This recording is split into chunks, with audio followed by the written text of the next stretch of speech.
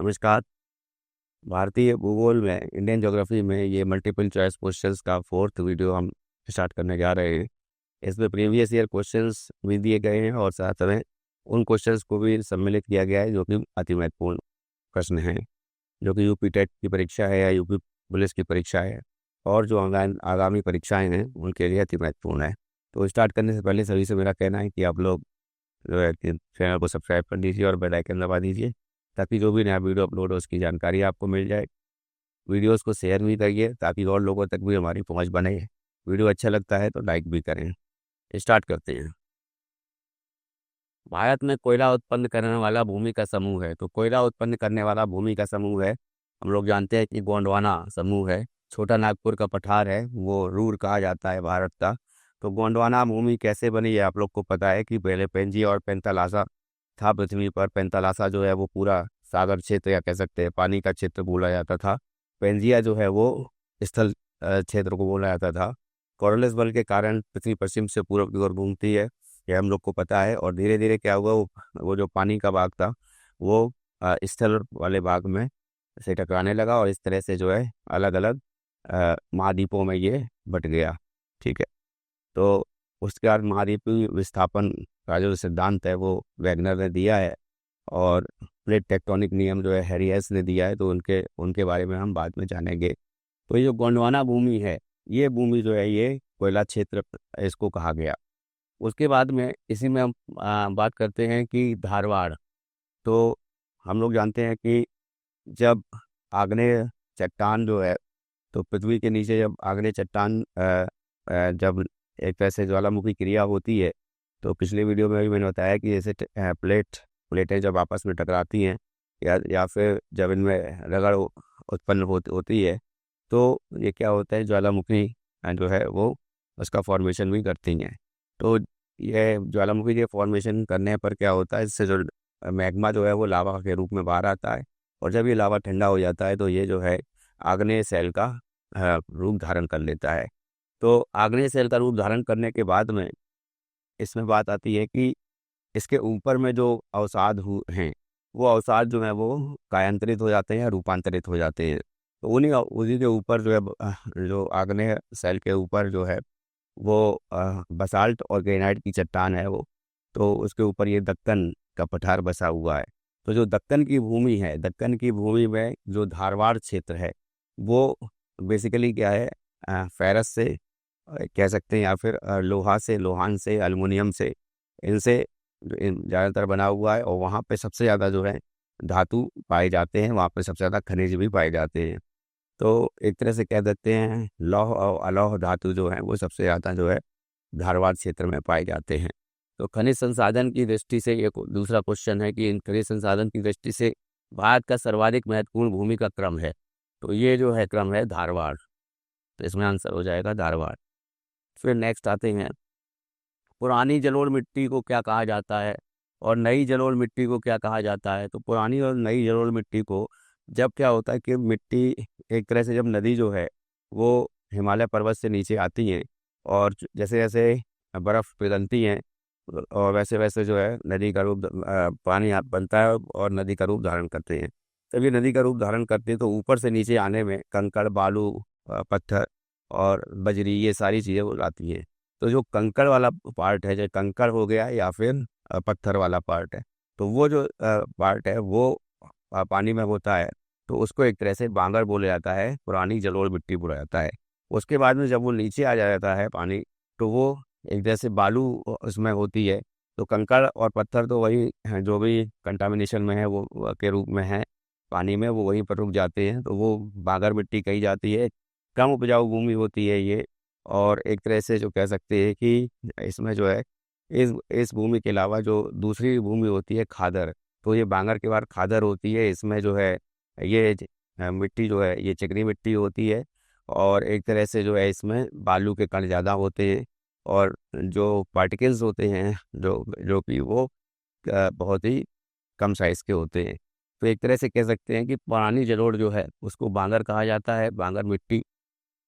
नई जलोढ़ को जो है वो खादर कहा जाता है। अब इसका क्रम अगर पर्वत से नीचे उतरें तो सबसे पहले आता है भाबर। फिर आता है तराई, फिर बांगर, फिर खादर। बांगर, फिर खादर। अब बांगर और खादर में बेसिकली अब ये बात आती है कि बांगर मिट्टी जो है, जैसा कि मैंने बताया कि ये इसमें कंकड़ ज़्यादा होते हैं और एक तरह से ये जो पत्थर के जो पार्टिकल्स है वो ज़्यादा होते हैं पत्थर, तो ये कम उपजाऊ हो जाती है। ये वाली जो मिट्टी है ये कम उपजाऊ हो जाती है।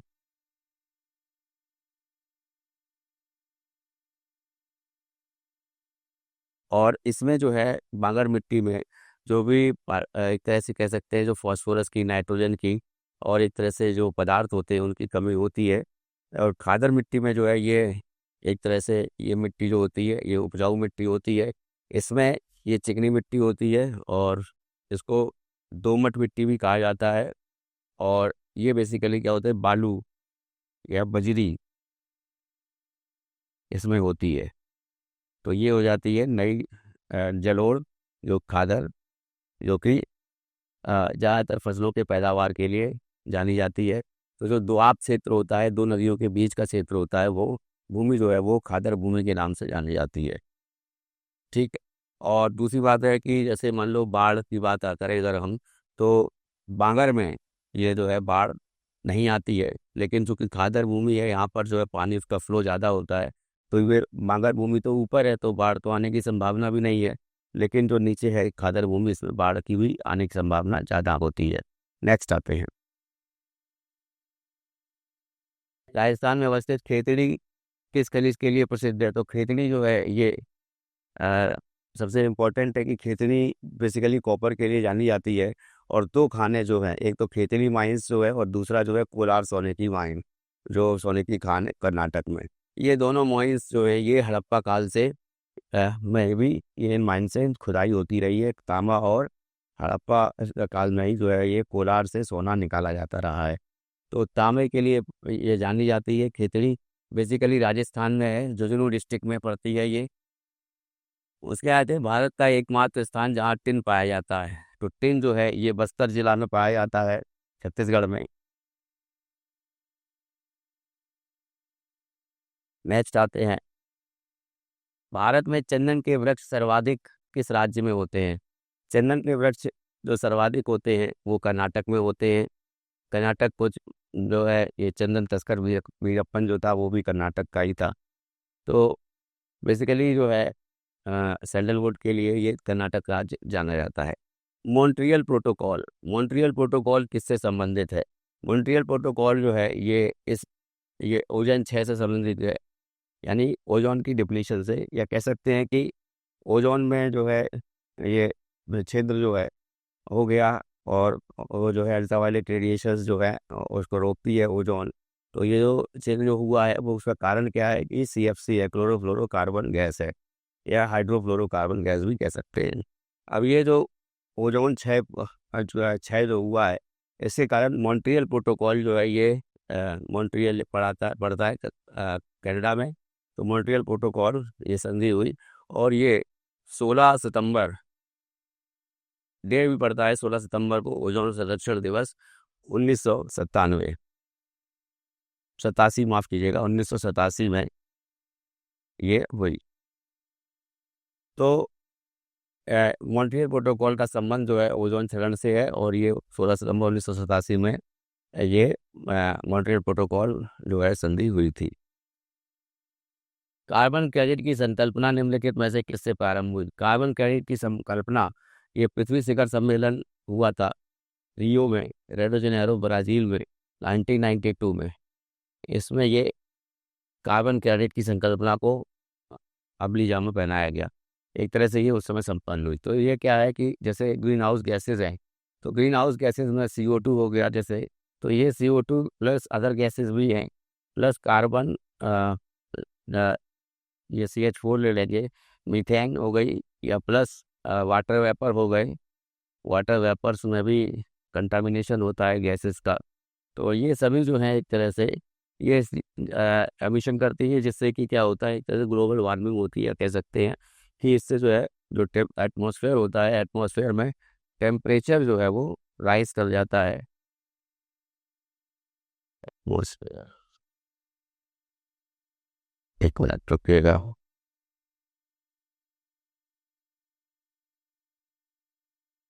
एटमॉस्फेयर, ठीक है।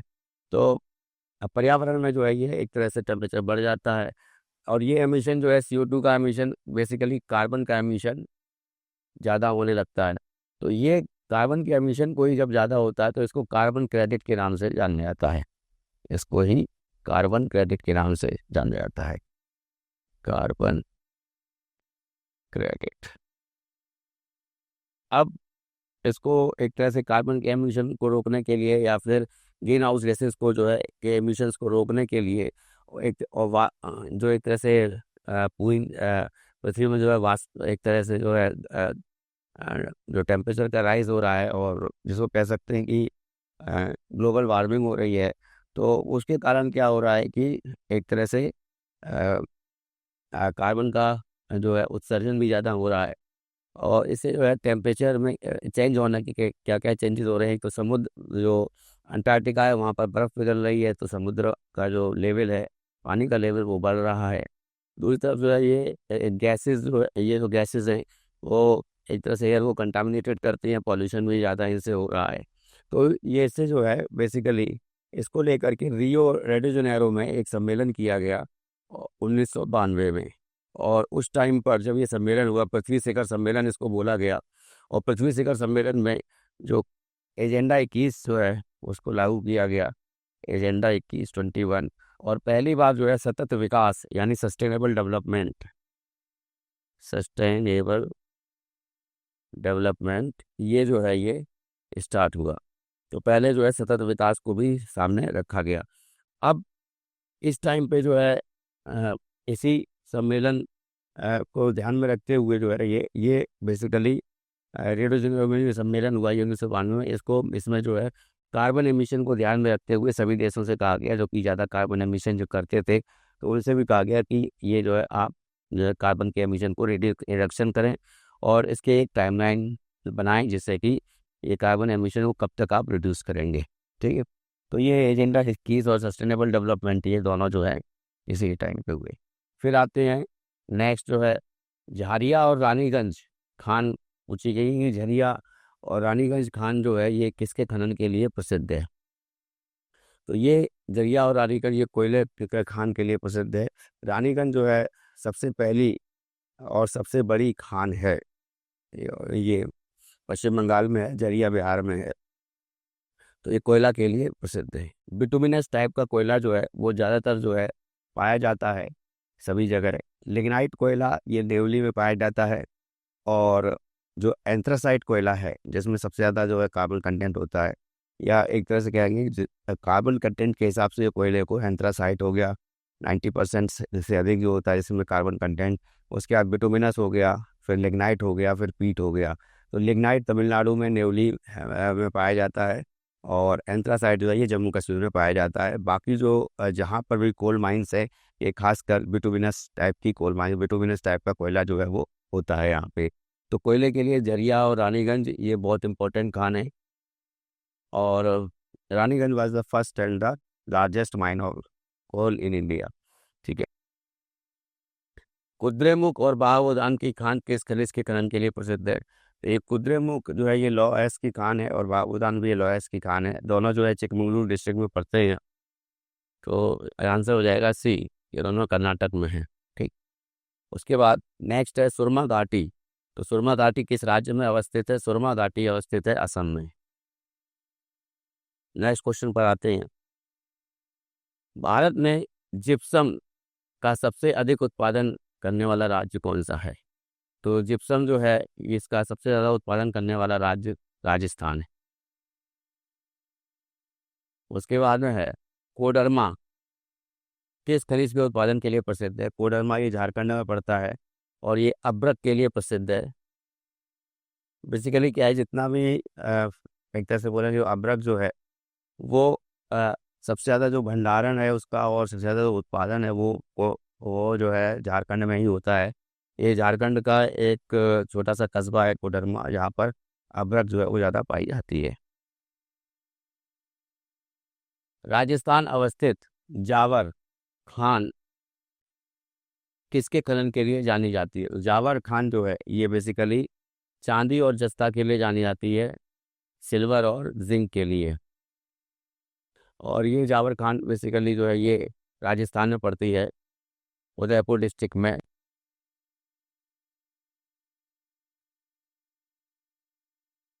उसके बाद नेक्स्ट क्वेश्चन पे आते हैं। लिग्नाइट कोयले के लिए प्रसिद्ध है। इसके बाद इसको मैं आपको बता चुका हूँ, नेवली जो जगह है वो तमिलनाडु में ये लिग्नाइट के लिए ही प्रसिद्ध है।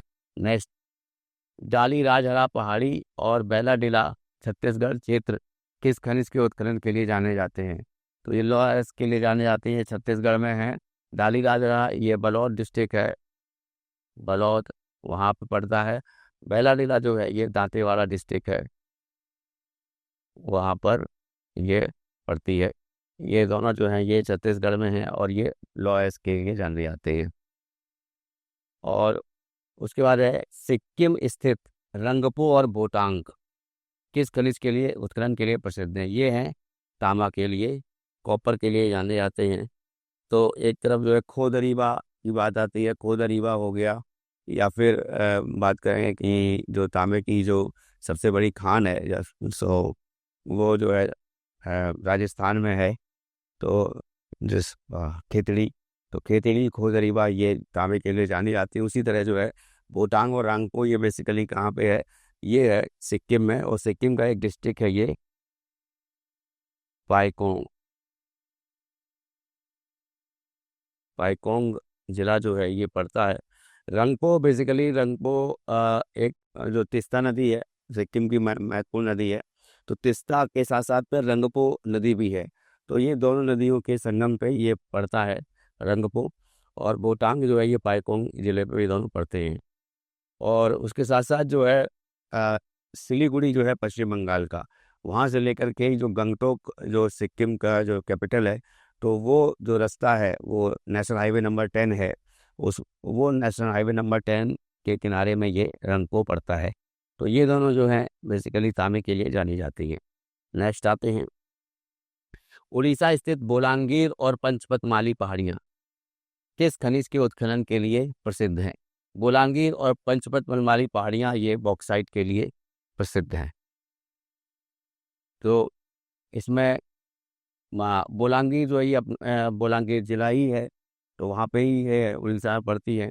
और पंचपतमाली जो पहाड़ियाँ हैं ये कोरापुट जो जिला है,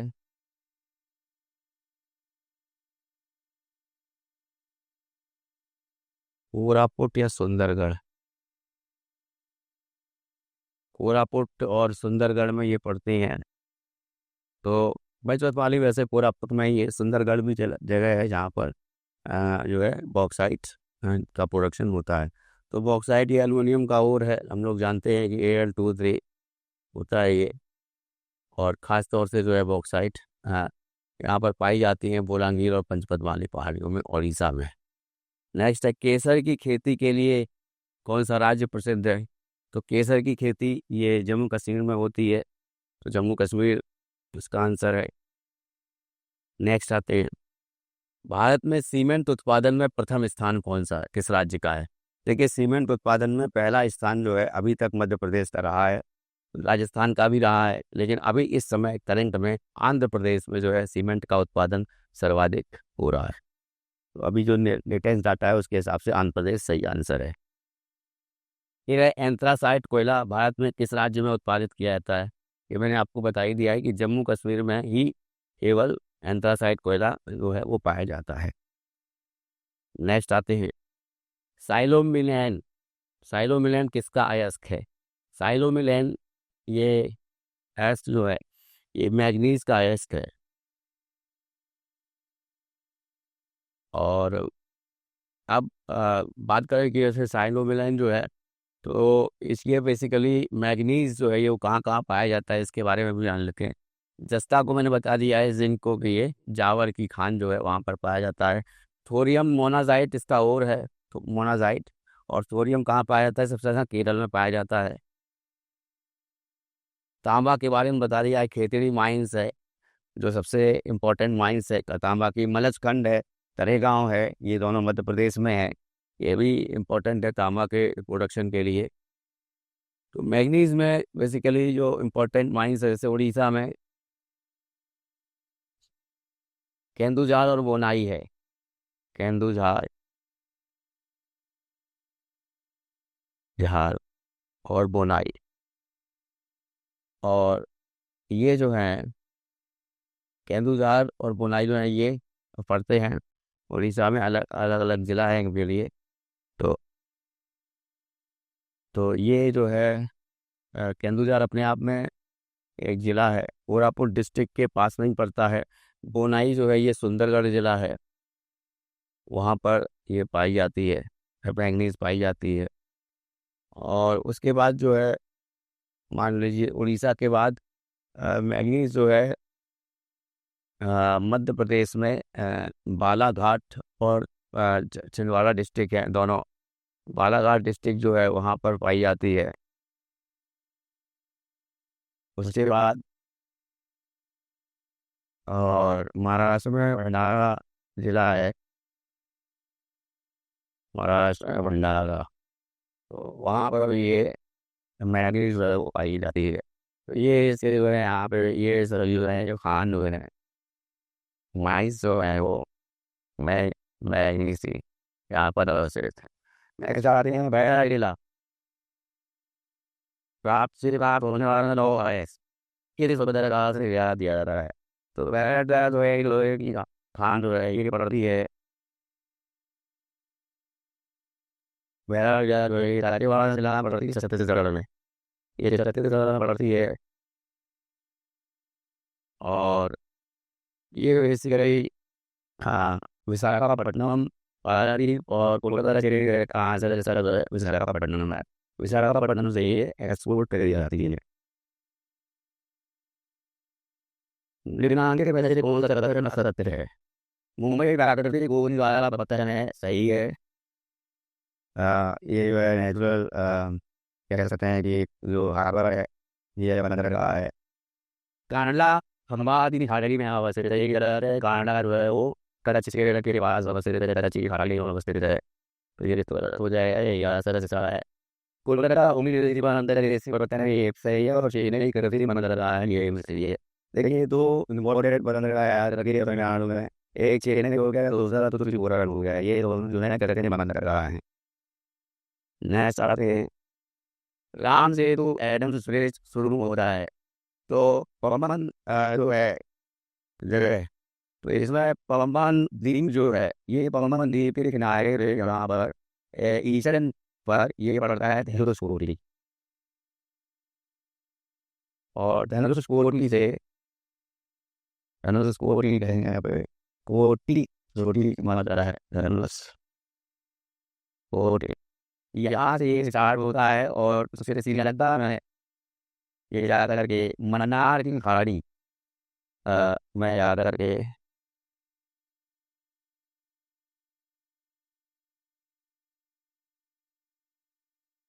फिर खड़ा मुकर है।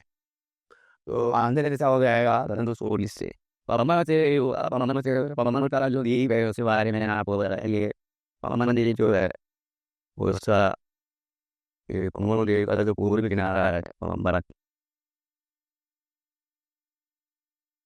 वहाँ से स्टार्ट होता है। वहाँ से तो हो जाएगा धनुषकोटी। नेचुरल लिमिटेड में ऐसे करूँगा के इस भाग को राष्ट्रीय जलमार्ग घोषित किया गया है। तो राष्ट्रीय जलमार्ग जो है वो इलाहाबाद से हल्दिया तक है। राष्ट्रीय जलमार्ग पहला। नेक्स्ट आते हैं निम्नलिखित में से कौन से भारत के प्राकृतिक बंदरगाह है। तो अभी मैंने डिस्कस किया कि चेन्नई और तूतीकोरन ये कृत्रिम बंदरगाह है। ये भी कृत्रिम हो गया, ये भी कृत्रिम हो गया, तो ये दोनों हट जाएंगे। कोच्चि केरला में है, विशाखापट्टनम आंध्र प्रदेश में। तो ये दोनों जो हैं 2 और 4 इसका आंसर हो जाएगा। ये कृत्रिम बंदरगाह नहीं है बल्कि प्राकृतिक बंदरगाह है। तो इसका ऑप्शन हो जाएगा डी। अब अगर विशाखापट्टनम की बात करें तो सबसे गहरा बंदरगाह अगर पूछा जाए तो इंडिया का सबसे गहरा बंदरगाह जो है वो विशाखापट्टनम है। और उसके अलावा अगर सबसे बड़ा बंदरगाह है तो वो है बॉम्बे हाई पड़ता है, जहाँ पर जो ऑयल की रिफाइनरी है। तो बॉम्बे जो है एक तरह से सालसेट द्वीप पर बसा हुआ है। तो उसी किनारे में जो हार्बर है, जो बंदरगाह है जो बॉम्बे, तो वो जो है सबसे मुंबई बंदरगाह सबसे बड़ा बंदरगाह बोला जाता है। सबसे गहरा बोला जाता है विशाखापट्टनम। ठीक है, नेक्स्ट आते हैं। भारतीय पर्यटन में स्वर्ण त्रिभुज में सम्मिलित शहर है। स्वर्ण त्रिभुज ये बेसिकली जो है ये आगरा, दिल्ली और जयपुर को बोला गया है।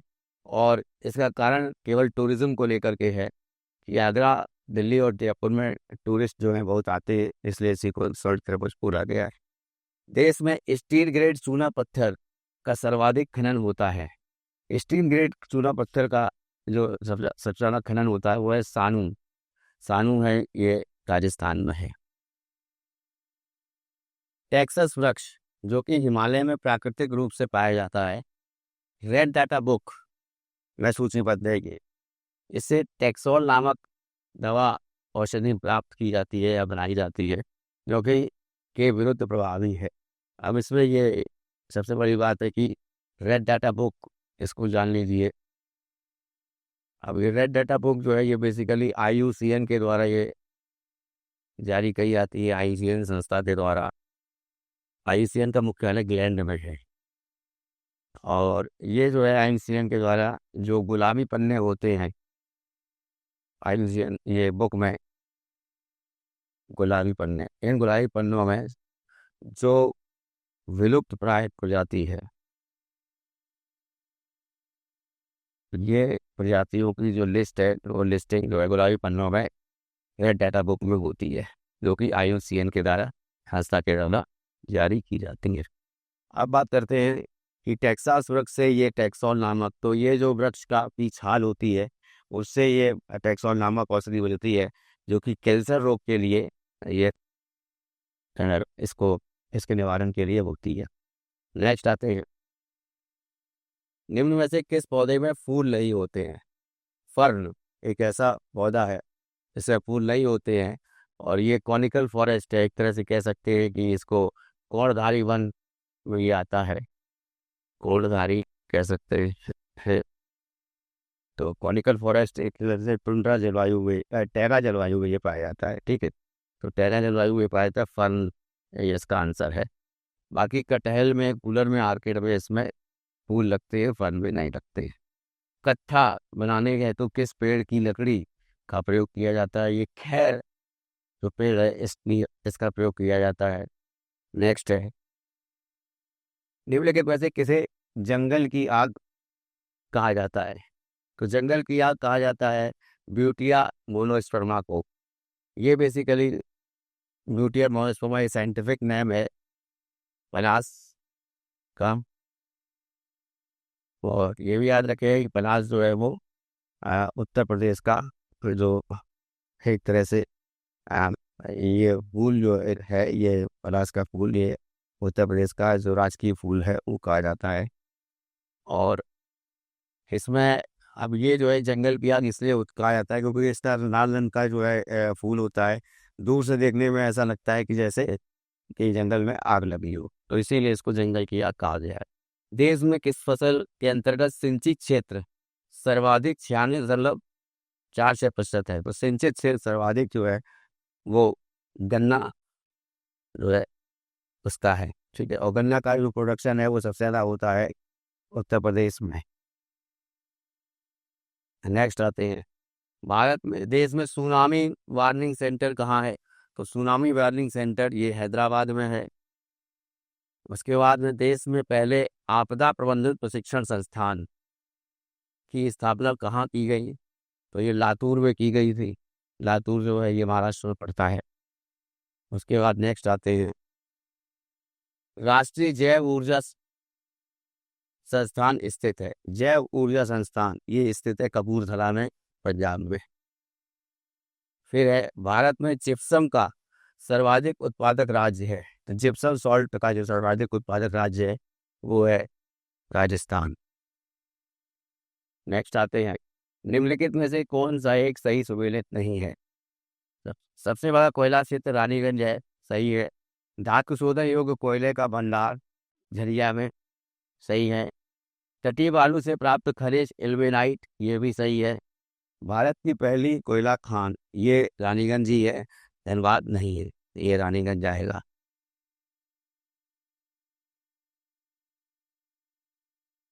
नेक्स्ट आते हैं। अब इस सूची को सुमेलित करना है, तो एक तरफ स्थान है, दूसरी तरफ इनसे खनिज जो बने हैं मिले हैं, जहाँ से खनिज मिलते हैं, खान है और दूसरे लाइन में खनिज है, दूसरी सूची में। तो एक सूची में स्थान, दूसरी सूची में खनिज। रामपुर अगूचा, ये जो है रामपुर अगूचा, ये सीसा और जस्ता के लिए ये जाना जाता है, रामपुर अगूचा। मंडला, मंडला जो है ये बेसिकली बॉक्साइट के लिए जाना जाता है। और मंडला जो महाराष्ट्र में पड़ता है। मलजखंड, जिसके बारे में बता चुके हैं, मलजखंड और तारेगांव, ये तांबा के लिए जाना जाता है। और गुरु महिसाली और बादाम पहाड़, ये उड़ीसा में है, ये लोहास के लिए जाया जाता है। तो उसका हो जाएगा पहले का चौथा, दूसरे का तीसरा, 4-3-2-1, 4-3-2-1, ये वाला ऑप्शन जो है ये वाला सही है। नेक्स्ट आते हैं। निम्नलिखित में से कहाँ इंडियन ऑयल की रिफाइनरी अवस्थित नहीं है? इंडियन ऑयल की रिफाइनरी जो है वो कहाँ पर अवस्थित नहीं है? तो बरौनी में अवस्थित है, और टाटीपाका में नहीं है। यहाँ पर ओएनजीसी की रिफाइनरी है, oil and natural gas corporation की। कोयली यहाँ पर भी है, पारादीप यहाँ पर भी है। तो टोटल जो इंडियन ऑयल की रिफाइनरी है वो ओएनजीसी में नहीं है, ये टाटीपाका में नहीं है, वहाँ पे ओएनजीसी की रिफाइनरी है। अब बात करते हैं कहाँ कहाँ पे इंडियन ऑयल की रिफाइनरी है, इसको भी जान लीजिए। तो सबसे पहले जैसा कि हमने बताया कि माकुम क्षेत्र जो है, माकुम में सबसे पहले जो है तेल का कुआं खोदा गया था 1867 में, 1867 में। अब वहीं पे डिगबोई के पास पड़ता है, तो डिगबोई में ही, डिगबोई में ही सबसे पहले जो है ये रिफाइनरी बनी 1901 में। उसके बाद में नंबर 2 पर गुवाहाटी में, ये 1962 में ये रिफाइनरी खोली गई गुवाहाटी में। बरौनी उसके बाद खोली गई, बरौनी ये बिहार में है, तो ये 1964 में खोली गई। कोयली बनी, कोयली ये 1965 में बनी। उसके बाद में हल्दिया जो है ये बनी, कोयली ये गुजरात में है, 1965 में बनी, 1965 में। बरौनी 64 में बनी, बरौनी 64 में। और पारादीप जो है ये सबसे आखिरी में बनी थी, 2016 में ये बनी। तो उसके कोयली के बाद हल्दिया है। हल्दिया जो है ये 1975 में बनी। और उसके बाद में बोंगई गांव है, बोंगई गांव ये पड़ता है असम में ही, बोंगई गांव, बोंगई गांव यहाँ पर।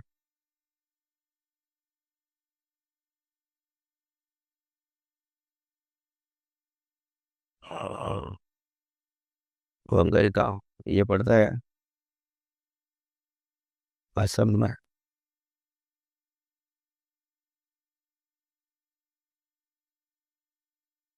ये 1979 में ये बनी। उसके बाद में 1982 में मथुरा बनी, मथुरा रिफाइनरी। उसके बाद 1998 में पानीपत बनी, पानीपत के बाद 2016 में ये पारादीप बनी, पारादीप। तो इस तरह से ये 6-3-9, 9 जो है, 7-8-9 रिफाइनरी हैं जो IOCL की है, इंडियन ऑयल कॉर्पोरेशन लिमिटेड की है। तो ONGC और IOC एंड और उसके साथ साथ में BPCL, ये सभी जो है कंपनियां हैं जो कि महारतन कंपनियां भी हैं। तो ये एक तरह से जो है ये पूछी जाती हैं एग्जाम में कि कौन सी रिफाइनरी जो है किसकी है। उसके बाद नेक्स्ट क्वेश्चन पे आते हैं कि देश का सबसे बड़ा विशालतम पेट्रोलियम उत्पादक क्षेत्र कौन सा है। तो इसका सबसे विशालतम पेट्रोलियम उत्पादक क्षेत्र जो है वो बॉम्बे हाई है, जैसा कि मैंने अभी बताया। नेक्स्ट आते हैं, सोचिए कोई सूची हो तो मेरे तीन ये सोचने को नहीं है, कूद से सही उत्तर चुनिए। सूर्य में एहसान दिए हैं, दूसरी लो है खनिज दिए हुए दूसरे संबंध। लो ओनली झारखंड, ये लो है इसके लिए जाना जाता है। अगली उन्नर आंध्र प्रदेश में तामिल के लिए जाना जाता है। फुटका पहाड़ ये तामा हो गया इसमें, फुटका पहाड़ ये बॉक्साइट के लिए है। और कोलार रही है रॉयल्टी हाँ है। तो दो तीन चार को गए तो फिर से दो तीन चार के लिए है। तो ए का दूसरा, फिर बी का तीसरा, सी का चौथा और डी का पहला, ये आंसर सब नया चाहते हैं। सोचिए कोई सोचियो वीडियो सोचो के नीचे दिए दूसरे सही उत्तर चुनिए। तो रिचुटा ये आर्गन में है और ये बेसिकली व्यवसाय के लिए जाना जाता है। उसके बाद है खोल रेगीवा। खोल रेगीवा ये जो है राजस्थान में, ये तांबे के लिए जाना जाता है। डेगाना ये टंगस्टन के लिए जाना जाता है। और जादूगोड़ा माइंस जो है ये यूरेनियम पे माइन है जो कि झारखंड में है। तो इसका आंसर हो जाएगा ए का तीसरा, बी का चौथा, 3 4 2 1, 3 4 2 1, ये वाला डी वाला आंसर इसका सही हो जाएगा। तो ये इंपॉर्टेंट क्वेश्चन थे जो कि मैंने आपको बताए। ठीक है, नेक्स्ट क्लास में जो नेक्स्ट MCQ नंबर 5 जो होगा वो भी इंडियन ज्योग्राफी को लेकर के होगा। ठीक है, धन्यवाद।